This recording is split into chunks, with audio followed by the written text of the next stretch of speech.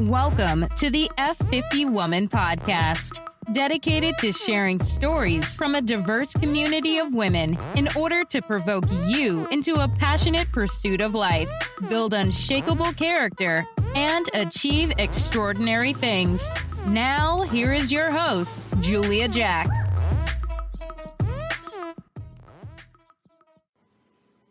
As a young girl, she was a shy introvert, but she grew up to become a lawyer and a mother of three.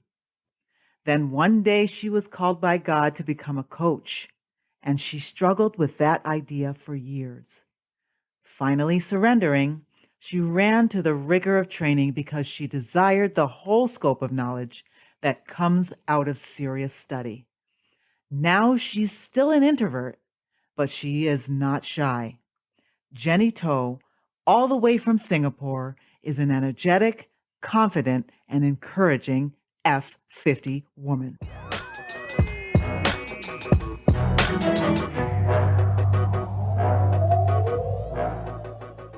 Hey, F50 women, thank you so much for showing up today, for tuning in, and for listening. Today, we are with Jenny To. She is an ICF ACC coach. Now she's going to tell us about what that is. And she is the director of River Life Coaching. And her life coaching practice, she coaches individuals to align their career and their life goals with their values and strengths. So it's just all about alignment. I can't wait for her to share that with us. She's currently working on her certification as a PQ coach. And of course, I know nothing about these things, so she's going to share that with us as well. Under the Positive Intelligence Program run by a Dr. Shirzad Shamin. Shirzad Shamin. Okay. It's okay. Okay. Shirzad Shamin, yes. Shirzad Shamin. And Jenny's also trained as a lawyer. So she's just multidisciplined. Thank you so much for being here, Jenny. Thank you for having me, Julia. And yes, thanks for the introduction. Looks like I do have to explain quite a bit. Yes. Anyway, before this recording started, we were just saying where we're from. So you're from Connecticut. I'm from Singapore. It's amazing, with the time zone difference and the day difference, because it's my morning right now.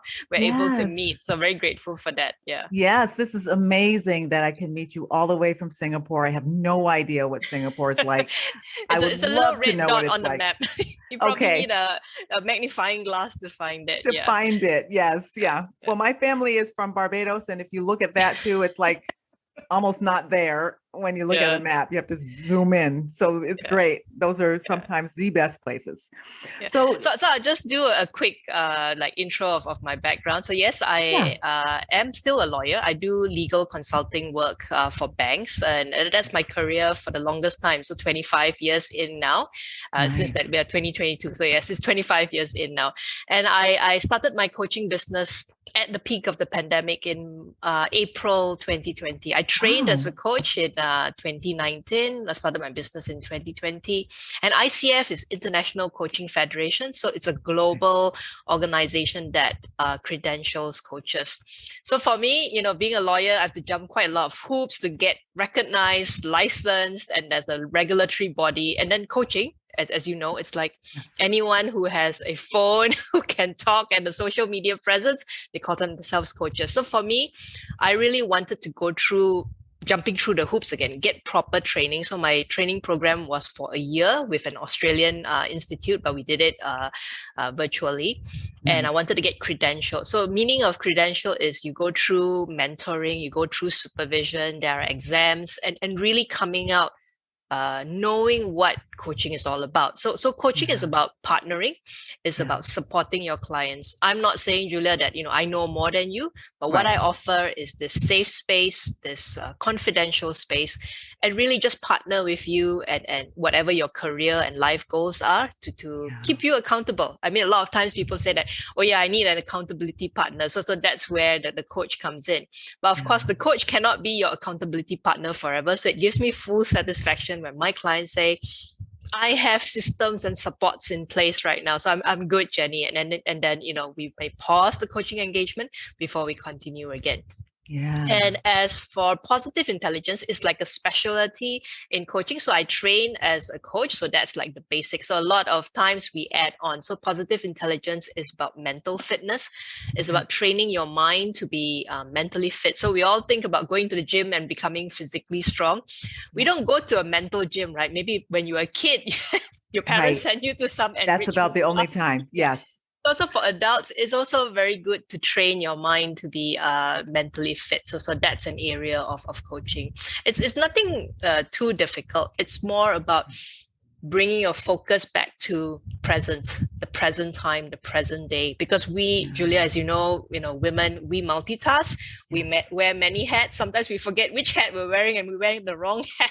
So that's another thing that I think all women globally face. Yeah. Yes, absolutely. And I think that positive mental training is something that I know women need, definitely men probably need it too, but I know women get so stuck on what I didn't do and what I did wrong and what I'm doing now and what I need to do. And, all those different things that you just get lost and you're, I don't know, you probably know better than me, maybe get lost in your focus. So I really believe just that, what did you call it? Positive intelligence. Positive intelligence. Positive intelligence. Yeah. Yes. Yeah. Good. That's pretty cool. So now we know a little bit about what you do now, and that you're a lawyer, which is so cool. Because I'm a mother of three, just to throw that in. Yeah, so I'm also a mother of three. I've got a teenage son and two preteen daughters. So life is pretty full at home as well. So a lot of times women think that, is it career? Is it family? Do you have to give up one or the other or compromise? Yes. I mean, to be honest, we all find our own balance in our own ways. So unfortunately, with social media, we probably think, wow, that woman has everything, right? A nicely kept home. And then you look at my home, isn't that well kept? That kind of thing. We tend to compare. So it's not just an issue that affects teens. I noticed that it's also something that affects adults. We always put the nicest posts on social media. So I want to encourage listeners that your life is messy, my life is messy. It's all right. It's what we do with each day that we have. Yes. And my kind of like my gauge at the end of the day is, what are the things I'm grateful for? Yeah. And did I help someone today? And as long as I meet those like checkpoints, it's a good day. Yeah, that is amazing because yes, we compare ourselves so much these days to all the perfection that's online. Everybody's life looks so perfect and everybody's always so happy. And you look around thinking, my life is a mess. Something's wrong with me. But no, it is not. Very wise words. So tell us how you got to this place that you're at now. What were you like when you were a young girl? What did you want to be? And how did you get here? Yeah, so when I was young, I remember that a lot of people said I was very shy. Yeah. So back then I didn't know I am an introvert, and I only found out, I did more research about introversion in the later years of my life. So back then it was like, shy, and people seem to say that, you need to speak up more and things like that. So everyone was very surprised when I told my parents and everyone else that I wanted to be a lawyer. And they're like, you do need to speak a lot, right? But why? I just had this very strong sense of helping people. And I guess I was younger, maybe more naive then. I believe in justice. So there's a very strong of black and white sense. Yes. And then of course, when I went into legal practice, it's not what you studied for. There's a lot of changes. My initial dream was to set up my own legal practice to help the people in need, because, lawyers tend to be quite inaccessible. So that was my goal then. Right. So I still do enjoy legal work. That's intellectually stimulating for me. But Julia, I'm a Christian. So in about, let me see, 2015, I felt this prompting that I should start, training as a coach and helping people. And I told God, no, I've got a full-time job. I've got kids. So I kind of pushed that calling away until maybe 2018, the calling got stronger. It was in me to the extent that I felt really uneasy if I didn't do anything about it. So with a lot of prayer, talking to my husband, planning, that's when I decided to take that leap of faith and train as a coach. And I must admit that, it's not been easy, as you know, starting up your own business and doing that. But I am relying on his guidance and his provision one day at a time. So that's where I am today. So shy little girl, finally now understanding the power of being an introvert, actually, because we take time to really pursue our passions and to develop strong one-to-one relationships. So introversion is not about being shy. A lot of introverts, you won't know, quite a lot of leaders and people in the world, successful people in the world are introverts. It's just that at the end of the day, we need to find time to come within ourselves to recharge our energy. Yeah. Okay. That is a good explanation, because I do think of shyness and introversion. I think they're go hand in hand, but you're saying they do not, which is very good. It's because that like we go for a party and all that with my friends and all that. Maybe after 3 hours, I have to tell them, I think I got to go now. Because, it's just like my energy has been depleted and I do need that quiet space. Whereas for my extroverted friends, they will hang out, after that with a few more close friends and just keep the night going. So they understand. So I also want to assure your listeners that, it's okay. There's nothing wrong with telling your friends or your family that, okay, this is enough. I love you guys, but I do need some time alone. So I do that with my kids as well, especially after a long day. If they want my attention, I say, give mom 20 minutes, I need 20 minutes before I can connect with you. And they get it as well. Yeah. Okay. And so how do you do that? What does that look like when you retreat? Is it just a quiet room, sort of darkened? Do you do meditation, prayer? Is it one thing, or is it just being away? It's just being away. I don't need, because we were all so busy, right? So I want to say, you just find your own way. So I journal. So, it could be just 5-10 minutes of journaling and just like breathing and saying that, wow, it's been a busy day, or wow, that was a great day, or okay, this not such a good day. What lessons do I need to learn from here? So it's more like just being with yourself and then just centering. And like you said, women tend to think like, you get distracted, like, okay, what do I need to plan for tomorrow? Even in your time alone, so just recognizing that you don't need to plan anything in that 5-10 minutes. You can have that time just to relax. And sometimes I just rest and start again. Yeah. So there is no like one formula. You just have to carve out that time for yourself and then discover what works for you. Okay, that's beautiful, because I know sometimes when I pray, I'm thinking about, oh gosh, what did I do? What should I do? And then you really have to just tell yourself to let that go. That happens later. Yes. Yeah. Beautiful. So it sounded like the thing that changed everything for you was that calling that you got. What did your husband say, knowing that you're busy, you've got kids, you've got this big job? What was his reaction? What did he say when you said, okay, I'm thinking of starting this coaching business?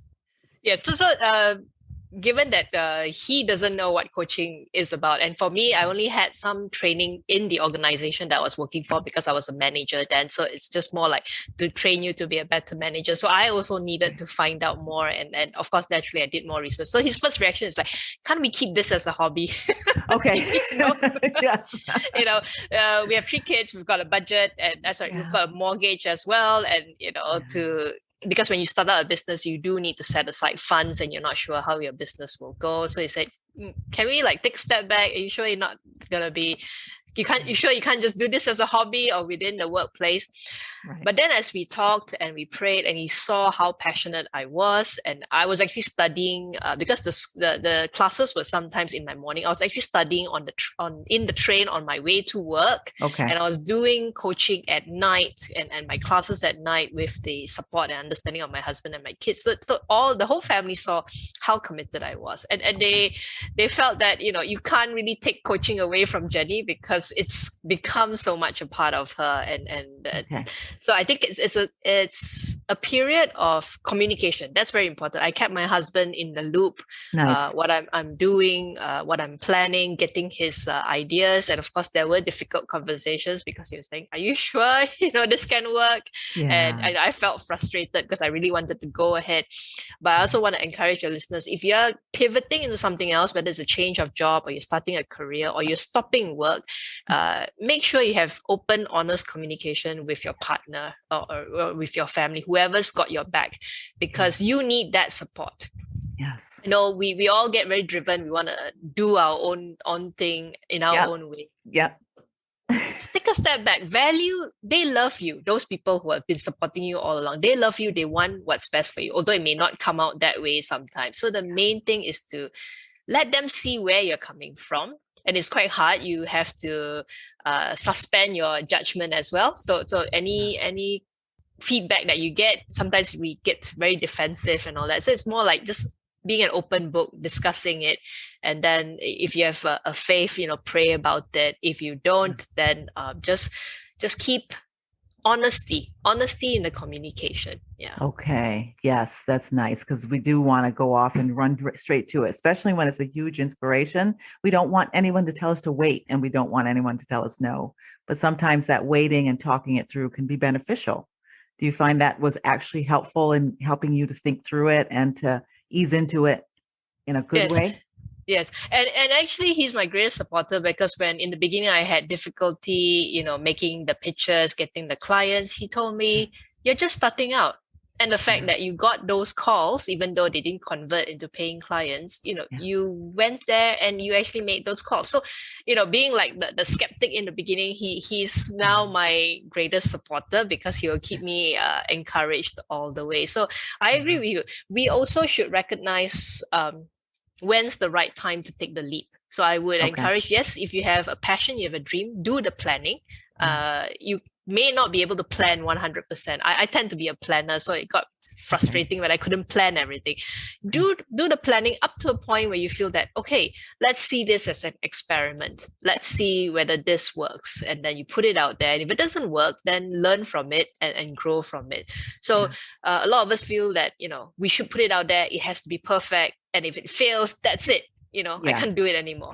So don't see it as failure. See it as areas of growth. Oh, this is something I need to learn more. This is something I need to grow into, and things like that. And I think be more empathetic to yourself. I've coached a lot of women who are very empathetic towards others, but when it comes to themselves, their expectations of themselves are very high, and they tend to be very hard on themselves. And it's like, I coach them to say that, if you're doing this, imagine that you're not doing this, but your best friend is doing this. What will you say to her? The words that she says to her best friend, doing the same thing she's doing, is so much kinder, is so much more encouraging. Whereas if you bring it back to yourself, it's very harsh. So when I create that awareness, they realize that, oh, why am I so hard on myself? And then we discover further what's actually going on inside her mind. Yes, that is very true. We are so hard on ourselves. We say things to ourselves we wouldn't say to anyone else. It's crazy. So it sounds like you're just a natural coach, because all this is just flowing. Was it a hard transition from law to coaching, melting the two, or, tell me what that was like? Did the law help the coaching? Yes. Yeah. So I'm also learning now in my own personal journey not to draw too much distinction between my legal career and my coaching. I'm not saying that you can bring both together seamlessly. Right. We are who we are because of our life journey. So what makes me unique is that my profession as a lawyer, and now I'm a coach. So it's not that I just coach lawyers. I coach people from different industries as well. It's just to see how your life experiences bring you to where you are today. I'm definitely more open and more accepting about that, because earlier, if you talked to me 2 years ago, I would say, Julia, I was a lawyer, but now I'm a coach. So I try and, cut it off. Now I don't cut it off. I said, I'm a lawyer and a life coach. I don't cut it. So you could say, you're an entrepreneur and a teacher. You don't have to say, I was a teacher, now I'm an entrepreneur, and you cut it off. You don't cut it off, because that's who you are. And that's how I bring a lot of skills of being analytical, and my listening skills from my legal career days have been honed through coaching. I guess to answer your question, what was the big shift that I had to do? I had to stop telling people the answers, because when you hire me as a lawyer, I tell you the answers. When you hire me as a coach, although, I kind of think that you should go there, I stopped myself, because for ICF coaches, we've been taught to really give this open space. And all of us believe that your inner resource is powerful. You have the answers. Sometimes we're just so blinded. We're just so overwhelmed. We're just so busy. Or sometimes we just feel that we can't talk about it to our husband, to our wives, to our friends, because there's judgment, you see. Whereas, Julia, I'm not in your life. You can tell me anything. Of course, we create that trust and rapport first, like what we're doing now. And then you tell me everything. And sometimes the answer is by just saying, it's like, oh, Jenny, I just realized I have it all along. It's just that I didn't have this space to say it out because it's all in our mind. Once we say it out, we either hear how correct it is or we hear how wrong it is. How and crazy then it is. Yeah. Adjust. Yes. Yes. Yes. That is so true. So did you have a mentor? I know you were with the ICF, but was there a mentor, anybody in your life? Maybe it was your husband. I don't know if there was anyone else you looked toward to become a coach. I don't know. I'm just throwing that out there. Did you have any mentors? Yeah. Tell me about those. Yes. So for coaching, the mentors were from my school. Okay. Of course, they mentor you from the coaching perspective. But then, as you journey, you also learn personally. So right now, I do have a mentor, and she's in New York. Actually, she's a teacher from my school. Okay. Then I left, and I connected with her, and then she's coaching me in a way that so I submit recordings to her, and then she will listen to the recordings. Of course, I tell my clients beforehand that this recording is just meant for my personal growth, and they agree. If they don't agree, I won't submit it, because that's another ethical issue there. So she will tell me, what you could have done better, what you did well, and also she's mentoring me in terms of being like a business person as well, because her business is successful. It's not that I mirror her, but you kind of learn the lessons. And the power in mentoring, Julia, as I think you would agree, is that you find one, you're not alone. Others have gone before you, and they have fallen as they've succeeded. And somehow your journey feels less lonely, because as an entrepreneur, you probably feel that, I'm doing this all by myself. It's so tiring. When you connect with your mentors or even with your friends and peers, you know that, the road is hard, but you're not on it alone. Alone. Yes, absolutely. So if you met your younger self, knowing this journey that you went through as a young introvert, you became a lawyer, having this inspiration and this purpose come into your life. If you were to meet yourself as a younger woman, what would the one piece of advice you would tell her? Don't sweat the small stuff. I know this is from a book somewhere, but I think for us, that's the easiest way to sum it up, because I also worry a lot.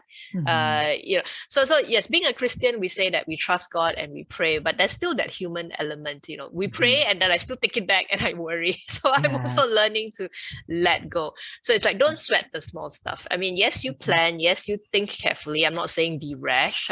Yes, you get guidance and support and advice.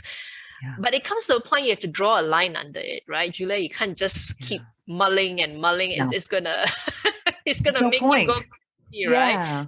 So it's like, don't sweat the small stuff. Put it out there. Like this podcast I'm doing with you, I don't know how it's gonna turn out, but I'm just, just doing it, speaking from the heart. As you can sense, this is all me speaking from the heart, and hopefully my message will touch, one or two women who needed to hear this. That it's okay that you don't have your life together, because we are all work in progress. Yes. So it sounds like this inspiration to become a coach, it was a little bit of a struggle for you. Would you say you have found your purpose? Oh, yes, definitely. But finding your purpose doesn't mean it's going to be smooth sailing all the way. Right. Yeah. So finding your purpose, and what I normally say is finding your true north or your compass that guides you on your journey. So sometimes you have to take diversions, U-turns, you reach a roadblock. Your purpose, is to do whatever you're called to do. That will keep you going. So if it's a diversion, fine. Then you say, okay, what do I need to do here? What's happening here? Maybe you need time to rethink, strategize, or maybe you need time to pause. A lot of us took time to pause at the year end to really think, okay, what do I want to bring into 2022? So I would say, yes, I know my purpose and I have plans for 2022, but we don't know what's going to happen, we'll right? See what it brings. Yeah, we'll see what it brings. Yeah. So would you, looking back, if you could, would you jump over that part where you became a lawyer and had all those years doing law to get to this place where you found this purpose? Or would you say that journey is what made you perfect to ignite this purpose? Ooh, that's a good question, Julia. And it's something that I was thinking about on and off. I actually spoke to people like, darn, I should have done it earlier, right? When Yeah. God called me in 2015, I should have done it earlier. Right. But now I'm accepting the situation more. It is what it is. We can't turn back the clock. No, we right? can't. Yeah. No. And you don't want to look back with regret. So I think that even from 2015 to 2018, the growth, the struggle, like, do I do this? Do I do that? That made me become even more empathetic with people who are making career changes or who are thinking of pivoting, right? Because they went through similar struggles, not the same, but similar struggles that I did. And I can hear what's holding them back. Is it fear? Is it doubt? Is it lack of support? Or maybe they need just more clarity on their purpose to really get going forward. So no, I mean, I don't think we can snap our finger and turn back time. And given that we cannot turn back time, why do we want to look back in regret? So sometimes when I look back, then I'm thinking, okay, those lessons that I learned, how can I put them into practice now so that, I can grow a bit faster or grow a bit wiser? Yes. So what is next for you? You talked a little bit about this is 2022. You've got some plans. Don't give away anything that you're not ready to share, but I'm just wondering what's next for you. You can share with the audience what your vision is for the next phase for Jenny. Yeah. So I run the business by myself. I don't think it's big enough for me to hire junior coaches. So not for 2022. So what I'm doing now is I'm reaching out to my peers, whether they train from me in school or in the industry itself. And the key word is collaboration. So that's what I did during the year end, with the New Year, Christmas greetings, and say, hey, let's see what do together. And it's quite exciting. I don't have anything firmed up yet, but I have calls coming up with other coaches to see how we can partner together, because they are also running their own business. Some are running by themselves, some have a small team. Let's just see what we can do together, because it's the scarcity versus abundance mindset. So if you think that, I'm running my own business, I need to be competitive and make sure it's all for me, that's not very good. I prefer to think like there's so many people we can help out there, and I can't help everyone out there, and they can't help everyone out there. But if we collaborate, maybe we can reach more people to help, and then let's just see what happens. Because right now, I was just listening to another podcast, and they were saying that the world that we live in right now is very fast paced, and people tend to be bit lost, bit overwhelmed, and with all the things that's going on. And sometimes we get angry and we feel alone and no one understands us. So if coaches can get together and sort of like get that message out there that there is someone who understands you. I may not be the right coach, but who knows, my friend, my colleague could be, and I could in that collaboration, whether it's a webinar or a short training, you get to know someone else. And I think as long as someone can find that help and support, that's really valuable. And do you have any insight or thoughts? I know that you probably work with the older generations because it's life and career goals, but you talked about the anxiety and the fast-paced world. And I imagine the younger generations, millennials and lower, are really going to feel that a lot. So do you think it's even more critical for them, or is it just everybody is getting? It's everybody. And yes, you hit the nail quite close to home. My son is also at a stage where he's deciding which college he needs to go to. And it's very funny. He tells me, I know what I don't want, but I don't know what I want. What I want. I think that's a lot. Not just the younger generation, a lot of us at times too. If you haven't reconnected with a purpose, and you're not able to, because you don't know what's your purpose, how can you then align your career and life goals, because you don't even know what your purpose is? So it's like, I know what I don't want, but I don't know what I want. But that's a good starting point. You know what you don't want, you know what you don't like. Then that gives you the opportunity to kind of like, scratch that off your list and then work towards what you like and what you want. And I would tell people to take time just to see what they truly enjoy. So they may be like an engineer, which is also a creative form of profession, and they might like to draw, so they will say, oh, that's just a hobby, right? But really think about it. How can you marry the two? Or can you do that on the side? Something about your creative artistic skills, instead of saying that, oh, I'm an engineer, so I have to put my, creative arts aside. Yeah. Do you Right. have to? That's the thing. So start exploring that. Yes, that's nice. And when you talk about combining life goals and career goals, I'm curious to know what's the biggest challenge in getting those to melt or meld or mesh together in your experience working through coaching? You have to be authentic. So of course, naturally, I'm not saying that, you tell your colleagues all about your personal life, Right. but who you are, you can't change too much of it when you show up professionally. That's beautiful. Yeah. And when we you do, have it's a to be mess. authentic. Yeah. Yeah, you have to be authentic. So, if you're an introvert, yes, you may have a job like being in a legal profession, which entails you to be extroverted. So tell yourself, that's my extroverted time, when I need to do something I like that. in court, So introverts, you can have that extroverted burst, because you are so connected to your passion, or you need to get your message out. Do that. Then after that, schedule 1 hour to just do some reflective or inner work or write. And that's fine. So it's just how you bring balance to your day. So you can't say that, okay, I'm an introvert, but at the workplace, I'm going to be extroverted all the time. You give yourself time for that, but you cannot pretend to be someone you are not for the whole, 12 hours or so.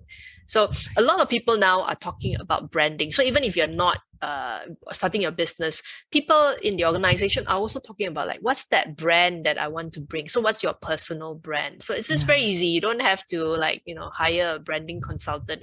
By all means, if you have the money to, go ahead.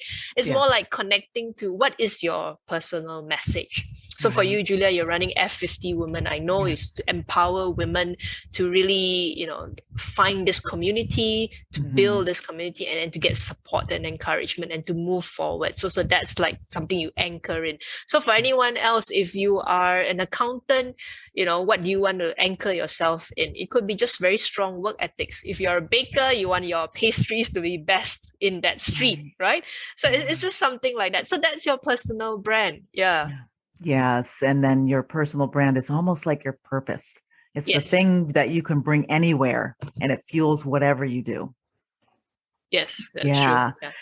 Yeah. So let's get a little bit of advice from your playbook. Tell us one book that you would advise all women to read. Okay, this would be more for introverts. It's Quiet by Susan Cain, Cain. But I think extroverts should also read it because it gives that perspective of what introverts are. And Susan Cain writes beautifully about the power of being an introvert and how you can understand yourself better. A lot of it is from when you were first born, also because of how the environment you're in has honed you to be who you are today. So it's Quiet by Susan Cain. It's just a very powerful book for anyone to read. Yeah. Nice. Okay. And when you read that book, did you learn anything new about yourself or about others who are introverts? I learned that it's fine to know my boundaries. A lot of times when I was young and in school and then growing up, I was told Jenny, you have to speak up more. You actually have a lot, but you just need to speak up more. And I felt so much pressure. Like, why do I need to speak up more? And then reading her book, it's like, yes, we do need that time to really show up because we have such strong messages. If we don't show up, no one will know about them. That's such a waste. At the same time, also know when you need to recharge yourself, and there's nothing wrong with you. So the biggest eye opener from that book is telling you that it doesn't mean that introverts are better than extroverts or extroverts are better than introverts. It's just that extroverts naturally show up more visible in the world and get noticed more, and therefore introverts feel that, oh, okay, maybe then I'm not good enough. That's not the case. We live together. And now with the pandemic, a lot of the extroverts I speak to say, hey, there's actually power in being alone. At first I struggled with it, but now, I find, and also with age, right? You find that, oh yeah, I mellow. I don't want all that noise now. Yeah, not too much noise and all that.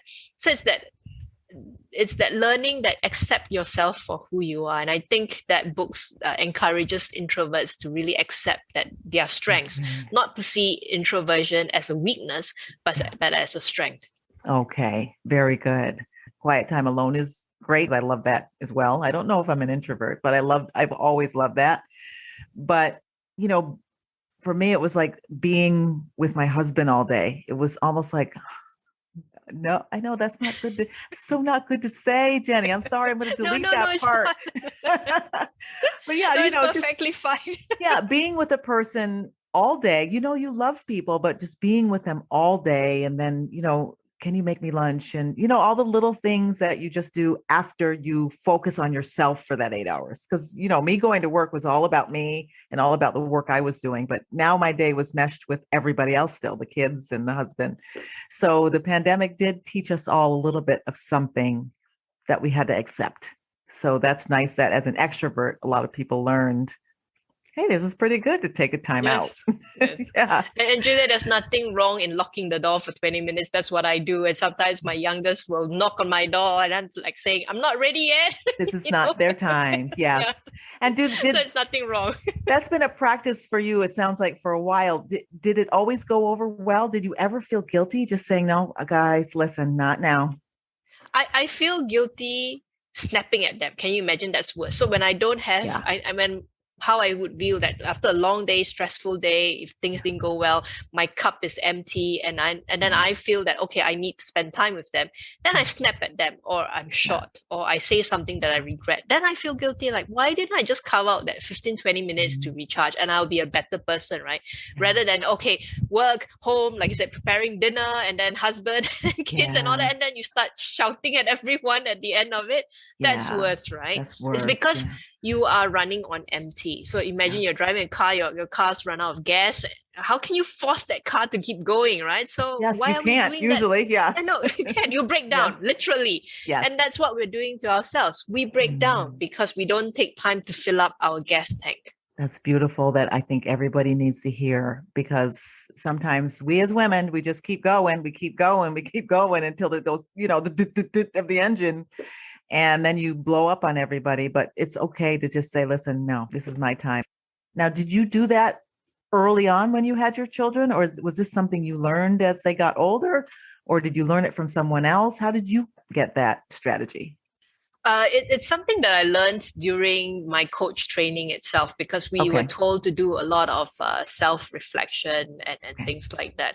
I guess I was doing it, but it wasn't so intentional. It's more like I'm at the end of the day, I'm so tired, I just lock the door. But you know, it's without managing expectations of the others. So if you are living in a home with other people, you know, let them know that possibly around this time, you know, you do need some time alone.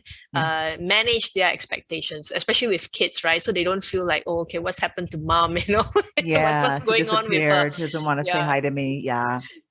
So you know, like you said, Julia, we're working from home. It's not just about you at the workplace, because the workplace is now at home, right? So when my kids come back from school, sometimes I put a little post-it note at the door to say, mom's in a call right now, I'll see you at 3 p.m. So it's like making an appointment with them as well.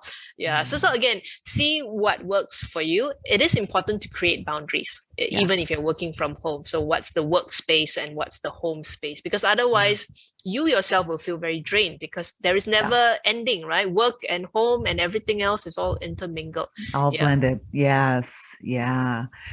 So this sounds like a whole nother level of career life balance, with this idea of working from home that everybody wants to do now. So in your coaching, maybe there's going to be a whole nother level of teaching exactly what you just shared.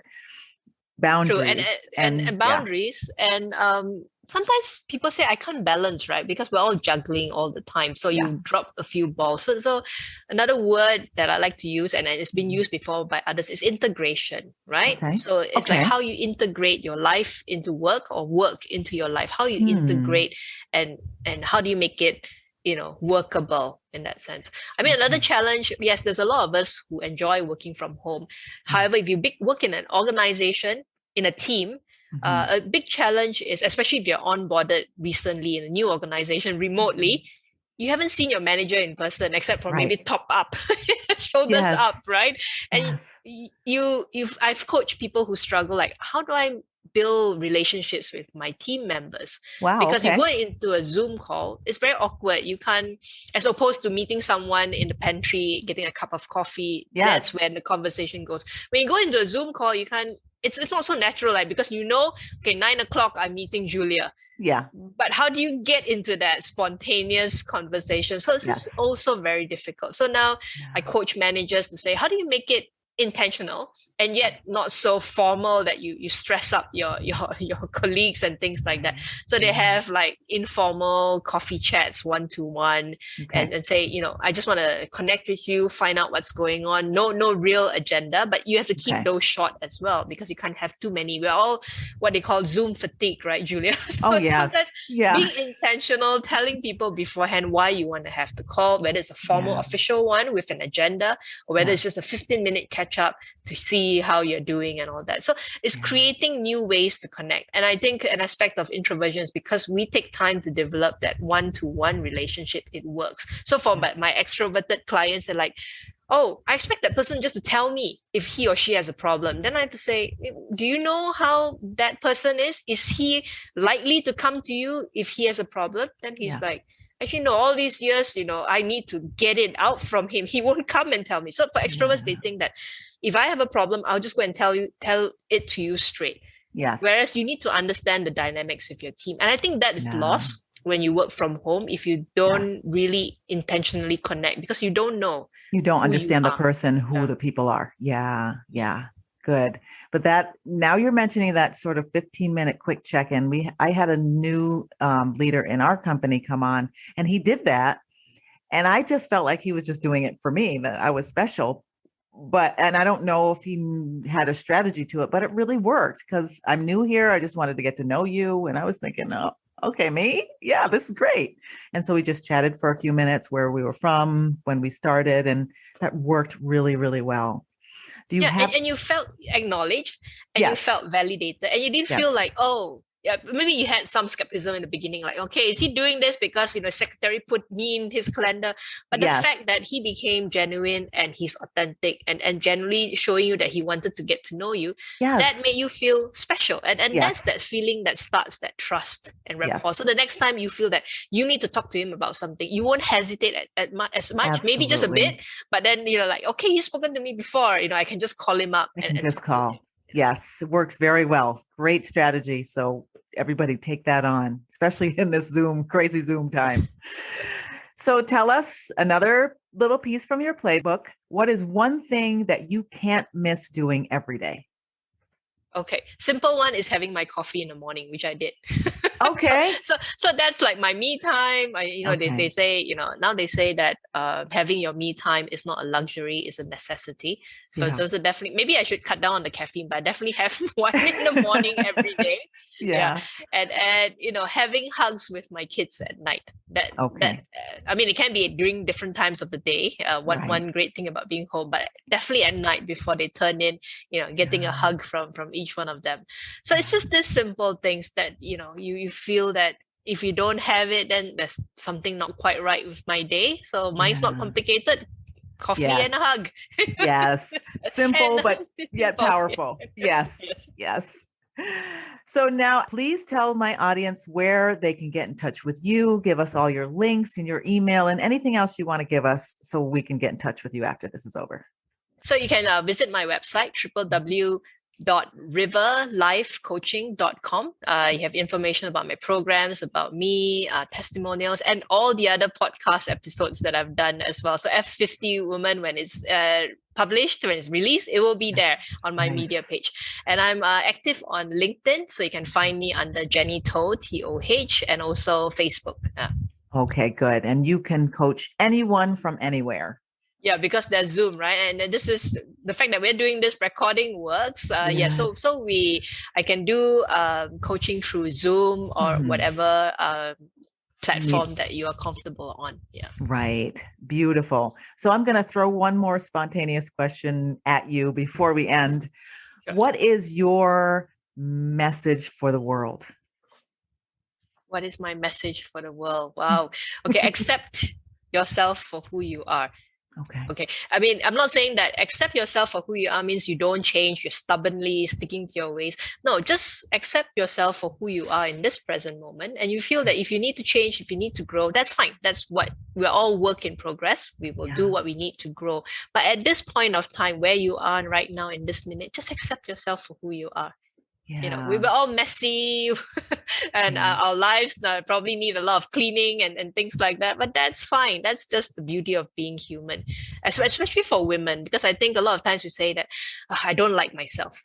But if you start with I don't like myself, then how are you going to like others, right? It feels very fake. Where do you go from there? Yeah. Where do you go from there? Yeah. So accept yourself. Message from the world to the world, accept yourself. Know that there are areas you still need to grow and change. But don't be so hard on yourself. Yeah. So just keep growing. Yeah. Beautiful. Excellent way to end. Please listen to that message again. Thank you so much, Jenny, for being here with us. And good luck with all of your future endeavors as a lawyer coach. Thank you, Julia. You've been listening to the F50 Woman Podcast. Join the F50 Woman movement and this diverse group of voices to help change the world one woman at a time. Why should you join at your age? Because we're not done yet.